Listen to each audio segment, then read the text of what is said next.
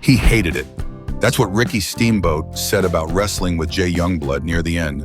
But what happened to one of the most beloved tag teams in wrestling?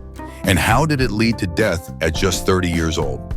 Stephen Nicholas Romero was born on June 21, 1955 in Fontana, California.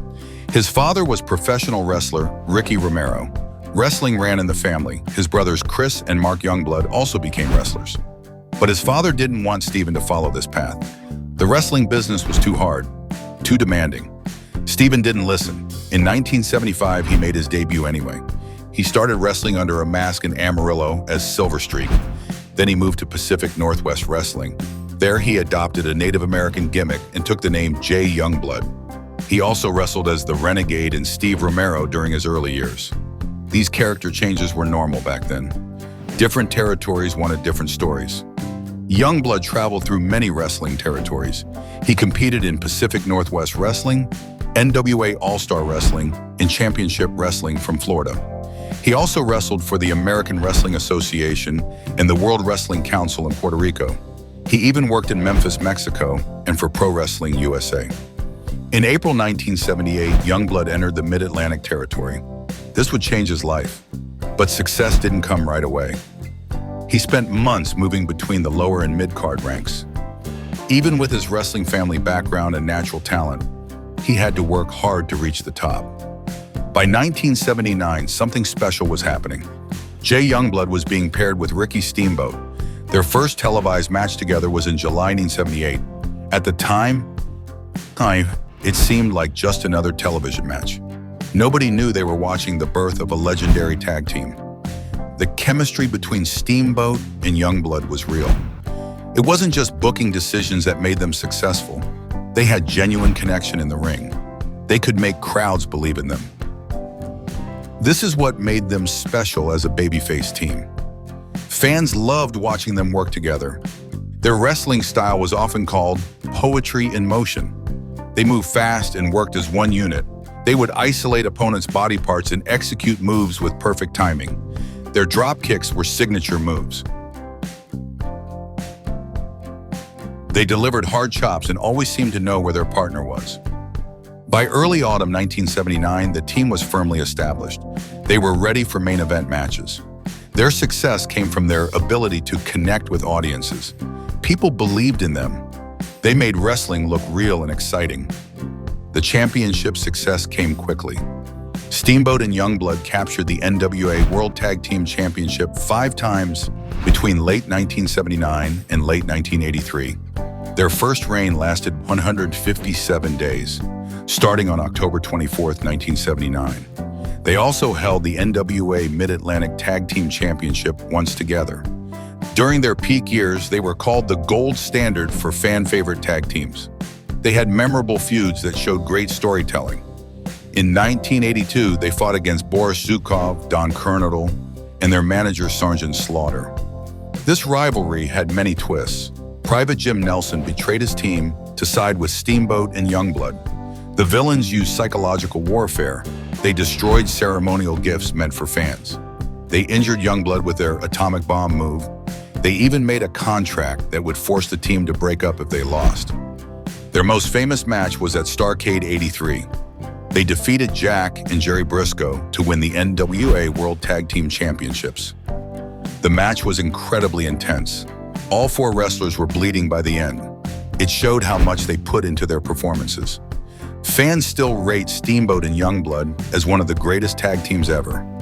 On wrestling websites like Cage Match, they have a perfect 1000 rating. Fans call them underrated and an amazing pair. They were considered equal to the Rock and Roll Express as the most popular babyface tag team of their era. Ricky Steamboat himself praised Youngblood's talent. He included Jay in his personal top 5 wrestlers of all time.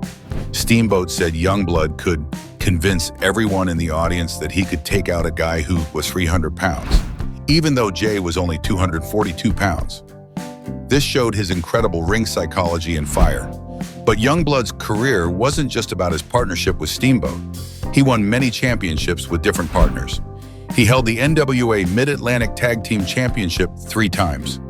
Once with Porkchop Cash for 57 days, once with Johnny Weaver, and once with Ricky Steamboat. He also won the NWA Pacific Northwest Tag Team Championship with Joe Lightfoot for 84 days. As a singles wrestler, Youngblood was the first NWA Canadian television champion. He won a tournament final against the Destroyer on June 27, 1982. The reign lasted 112 days. He was also a four-time NWA Pacific Northwest heavyweight champion. His reigns varied in length from just 1 day to 66 days. In championship wrestling from Florida, he teamed with his brother, Mark Youngblood. They won the Florida version of the NWA United States Tag Team Championship twice. Their reigns lasted 56 and 42 days. He even won the NWA Western States Tag Team Championship as Silver Streak alongside his father, Ricky Romero, for 49 days. Pro Wrestling Illustrated recognized his impact years later. In 2003, they ranked him number 308 of the top 500 singles wrestlers. More importantly, they ranked the Steamboat and Youngblood team as number 19 of the 100 best tag teams in wrestling history. But behind the success, there were serious problems. Jay Youngblood was struggling with drug addiction. Ricky Steamboat spoke openly about this later. During the last couple of years of their partnership, Youngblood's addiction became obvious. Steamboat called him a great worker with incredible fire and an ability to sell his ass off. But sometimes Jay would be way off his feet in the ring. Steamboat himself had used drugs around 1981-82. He took uppers to get up for a match and downers to come down. But Steamboat decided to quit cold turkey. He saw himself looking bad on television and knew he had to change. Jay Youngblood continued his drug use. This became a major problem between the partners. The drug culture in wrestling was widespread during the 1980s. Steve Travis, another wrestler from that time, estimated that 50% of the wrestlers were doing drugs of some type. About 30% were doing steroids. Youngblood's struggles weren't unique. The demanding lifestyle, constant travel, and physical pain made drugs a common way to cope. Steamboat described feeling like he was babysitting him more than what an adult should for another adult. The burden of trying to help a friend with addiction was enormous. It created frustration and worry. Youngblood's drug use made him unreliable. Eventually, Steamboat insisted that their successful tag team be split up. He couldn't handle the situation anymore. Less than 2 years after their team ended, tragedy struck. In 1985, Youngblood was on a wrestling tour in the South Pacific. He began experiencing severe abdominal pain. He was rushed to the hospital and diagnosed with hemorrhagic pancreatitis. This condition can be made worse by long-term substance abuse. His health declined rapidly. The pancreatitis led to abdominal sepsis. Then his kidneys failed. He suffered multiple heart attacks. For 2 weeks, he was in a coma. On September 2, 1985, Jay Youngblood passed away in Parkville, Victoria, Australia. He was only 30 years old. The location of his death was heartbreaking. He died thousands of miles from his home in Charlottesville, Virginia, where he had recently bought a house. Being so far from family and stable medical care may have made his addiction harder to manage.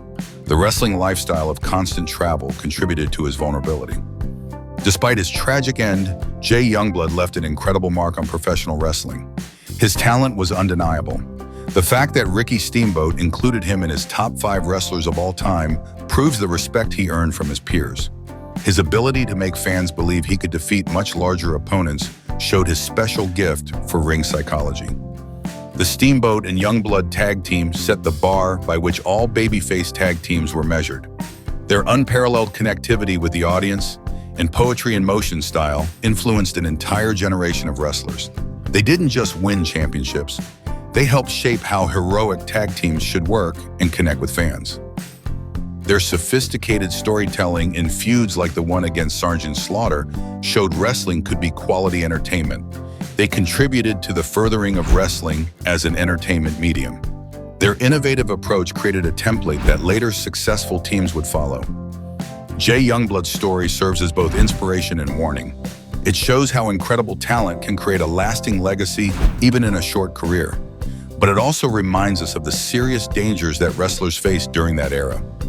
His death at 30 represents immense potential that was never fully realized. Wrestling historians and fans continue to respect and admire Youngblood decades later. His name still brings up memories of excitement and excellence. True wrestling talent, as his case proves, can create an enduring mark that time and tragedy cannot erase. He didn't need to be a giant to be legendary. He just needed to stay alive.